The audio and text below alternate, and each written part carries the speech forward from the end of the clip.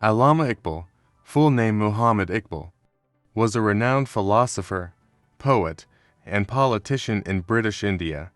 He is widely regarded as one of the most important. The poet of the East, he played a significant role in inspiring the idea of an independent Muslim state, which eventually led to the creation of Pakistan in 1947. Here are some key points about poetry. Iqbal's poetry is deeply philosophical and often deals with themes of self-discovery, spirituality, and the revival of the Islamic world. His poetry is known for its intricate metaphors and thought-provoking ideas. His works include collections like Bangidra, The Call, Advocate for Muslim Unity. Iqbal was a strong advocate for Muslim unity and urged Muslims to overcome their divisions and come together as a cohesive community. Political role. Allama Iqbal was also politically active.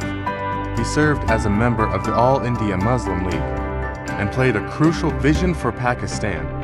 Iqbal's ideas and vision played a significant role in the eventual creation of Pakistan. While he did not live to see the actual formation of the country, he passed away in legacy. Allama Iqbal is considered a national poet of Pakistan and is highly respected in both Pakistan and India.